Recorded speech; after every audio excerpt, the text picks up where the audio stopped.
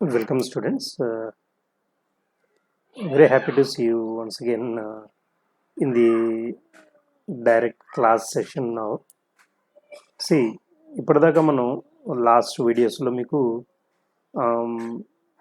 Fifth సెమిస్టర్లో third బిఏకి సంబంధించినంత వరకు కూడా ఈ ఆర్థిక వృద్ధి మరియు భారతదేశ ఆర్థిక వ్యవస్థ అనేటువంటి ఒక టాపిక్లో భాగంగా ఏ సిలబస్ ఉంటుంది, ఏంటి, అందులో ఉన్నటువంటి అర్థం ఏంటి, ఎలా చదవాలనేటువంటి అంశాల గురించి చాలా ఇష్యూస్ మనం కవర్ చేసుకున్నాం. ఇప్పుడు డైరెక్ట్గా ఒక క్లాస్ మనం హ్యాండిల్ చేసే ప్రయత్నం చేద్దాం. ఫస్ట్ టాపిక్ అది ఆర్థిక వృద్ధి మరియు ఆర్థిక అభివృద్ధి అనేటువంటి దానికి సంబంధించి కొన్ని విషయాలు మీతో షేర్ చేసుకునేటువంటి ప్రయత్నం చేస్తాను. మనకి ప్రస్తుతానికి కరోనా కారణంగా ఆన్లైన్ క్లాసెస్ కండక్ట్ చేయమని చెబుతూ కమిషనరేట్ వాళ్ళు అయితే కనుక మాకు ట్రైనింగ్ ఇచ్చి అలానే ఈ ఆన్లైన్లో క్లాసెస్ కండక్ట్ చేసి స్టూడెంట్స్కి హెల్ప్ చేయండి అని చెప్తున్నారు.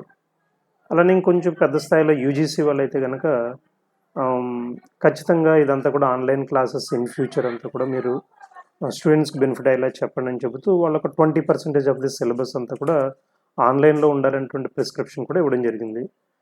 అలానే యూనివర్సిటీ వాళ్ళు అయితే కనుక ఆన్లైన్ క్లాసెస్ ఎలా చెప్పాలో మాకు చెబుతూ వాళ్ళు కొంత ఫార్మేట్ ఇచ్చారు. ఫస్ట్ ఏ క్లాస్ తీసుకున్నా సరే కూడా మనం ఏం క్లాస్ చెప్తున్నాము, ఎవరు చెప్తున్నారు అనేటువంటి అంశాలకు సంబంధించి కొంత ఇన్ఫర్మేషన్ ఇవ్వమని అడుగుతున్నారు. సో ఇది ఆర్థిక వృద్ధి మరియు ఆర్థిక అభివృద్ధి అనేటువంటి అంశాల్లో భాగంగా మొదటి లెసన్కి సంబంధించినటువంటి టాపిక్ ఇది. ఇది డిపార్ట్మెంట్ ఆఫ్ ఎకనామిక్స్ మన సిఎస్టీఎస్ గవర్నమెంట్ డిగ్రీ కాలేజ్ తరఫున జంగారెడ్డిగూడెంలో మీకు ప్రజెంట్ చేసేటువంటి ప్రయత్నం చేస్తున్నాము.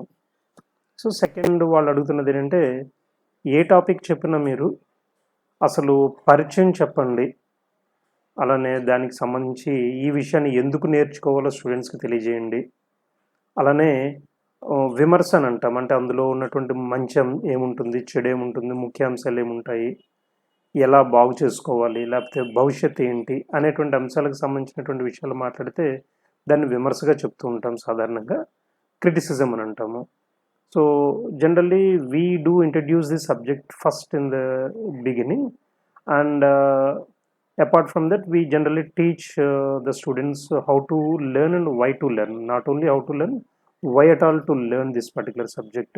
ఎందుకు నేర్చుకోవాలి, అసలు ఈ టాపిక్ ఎందుకు, ఎకనామిక్స్ ఎందుకు, ఆర్థిక వృద్ధి మరియు భారతదేశ ఆర్థిక వ్యవస్థ అనేటువంటి పేపర్ ఎందుకు, అలానే ఈ ఆర్థిక వృద్ధి ఆర్థిక అభివృద్ధి అనేటువంటి కాన్సెప్ట్ ఎందుకు, why at all I should learn అని మీరు క్వశ్చన్ చేస్తారు కాబట్టి దానికి సమాధానం ఇవ్వమని చెప్తున్నారు. సో దెన్ నెక్స్ట్ థింగ్ ఏమంటున్నారంటే, మీరు ఏదైతే పాఠాన్ని చెప్తున్నారో ఆ పాఠంలో ఉన్నటువంటి ముఖ్యాంశాలన్నింటినీ కూడా వివరంగా వాళ్ళకి సిలబస్తో లింక్ చేసి తెలియజేయమని అంటున్నారు.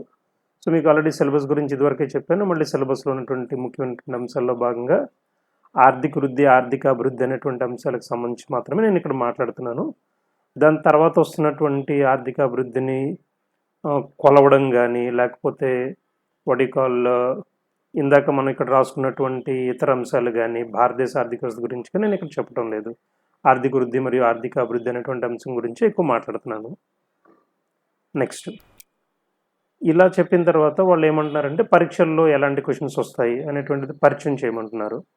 సో నేను ఆల్రెడీ మీకు చెప్పాను, ఆర్థిక వృద్ధి ఆర్థిక అభివృద్ధి అనగానేమి, వివిధ ఆర్థికవేత్తలు వీటిని ఎలా నిర్వచించారు అనేటువంటిది ఒక నోట్స్ కూడా ఇచ్చాను మీకు వాట్సాప్లో.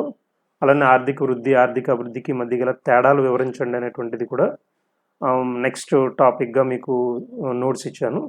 యాక్చువల్లీ నోట్స్ డిగ్రీ లెవెల్లో మీ అంతటి మీరుగా ప్రిపేర్ చేసుకోవాలి. Textbooks, reference books, newspapers, మీ ఎక్స్పీరియన్సెస్ అన్నింటినీ బేరీజ్ వేసుకుంటూ కొంత పాత నోట్స్ చూసినా, లేకపోతే ఇతర కాలేజీ నోట్స్ చూసినా, మెటీరియల్ చూసినా, ఎక్కడ చూసినా మీరు అంతటి మీరుగా గ్యాదర్ చేసి రాసుకోవాలి. బట్ కొంచెం డైరెక్ట్ క్లాస్ అయితే కనుక నేను అట్లాంటి ఛాన్స్ మీకు ఖచ్చితంగా మీ చేత ప్రిపరేషన్ చేయించడానికి ట్రై చేసి ఉండేవాడిని.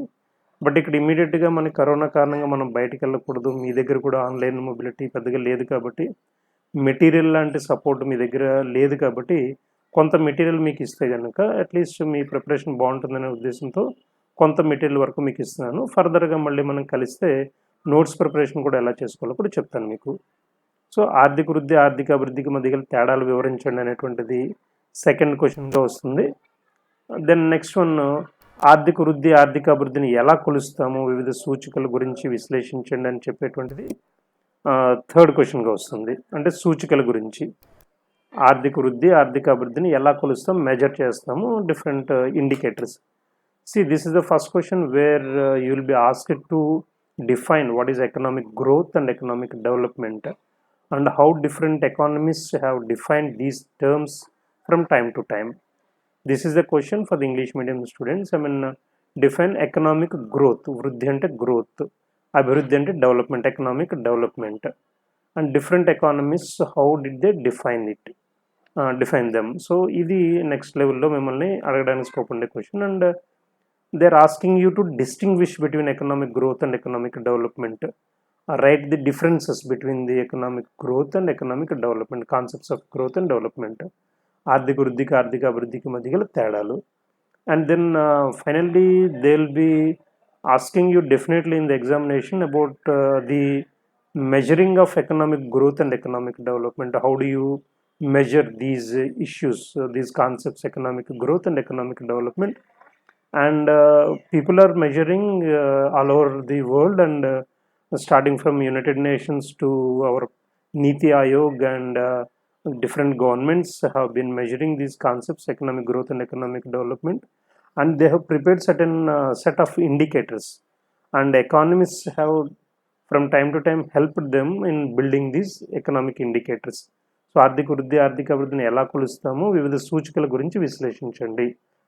So how do you measure the economic growth and economic development? That is the first part of the question. And you have been asked to analyze the different set of economic indicators అని అంటాము. So different indicators ఏవైతే ఉన్నాయో ఈ growth and development indicators, వాటి గురించి questions వస్తాయి.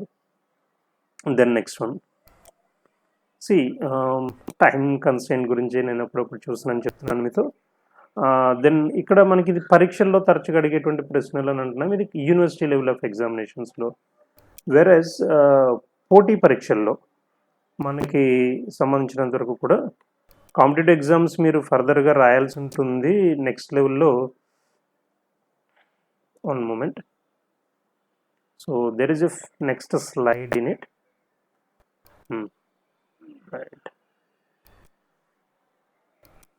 So పోటీ పరీక్షల్లో తరచుగా అడిగేటువంటి ప్రశ్నలు, గ్రూప్ 1 సార్ట్ ఆఫ్ ఎగ్జామినేషన్స్ కానీ, ఐఏఎస్ లాంటి ఎగ్జామ్స్, సివిల్ సర్వీసెస్ ఎగ్జామినేషన్స్లో కూడా, bank exams, railways and other staff selection commission లాంటి ఎగ్జామ్స్లో కూడా ఎకనామిక్స్ మీద క్వశ్చన్స్ వస్తాయి. వాటిల్లో ఎలాంటి కాన్సెప్ట్స్ అడుగుతున్నారంటే, ఆర్థిక వృద్ధి అన్ని సమస్యలకు పరిష్కారమా అనేటువంటి ప్రశ్న రావచ్చు. జీడిపి కాకుండా మన సంక్షేమాన్ని, మన సంతోషాన్ని, సంతృప్తిని కొలవడానికి ఇతర సూచికలు, అదర్ ఇండికేటర్స్ ఏమేమి ఉన్నాయనేటువంటిది, భారతదేశ జీడిపి ఇతర దేశాలతో పోల్చినప్పుడు ఎలా ఉంటున్నది అనేది. మనకి ఎగ్జామినేషన్స్లో ఏంటంటే normal text book based questions ఉండవు, అప్లైడ్ పార్ట్ అని అంటాము.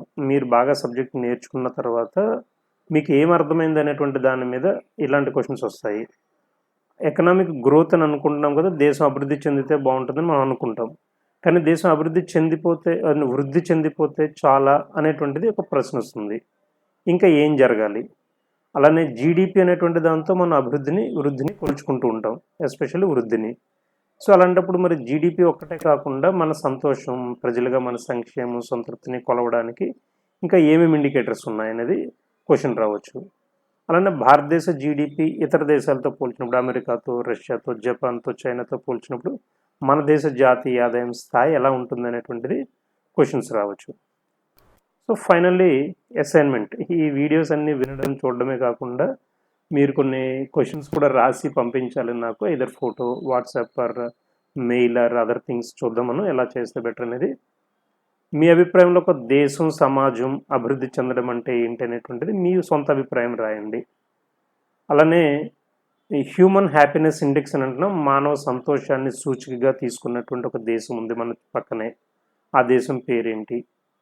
మన దేశ జీడిపిని 2025 నాటికల్లా $5 ట్రిలియన్ వ్యవస్థగా మార్చడానికి ఏం చేయొచ్చో, మన దేశం యొక్క ఆదాయాన్ని, అభివృద్ధిని పెంచడానికి ఏం చేయొచ్చో మీరు చెప్పండి. వివిధ ఆర్థిక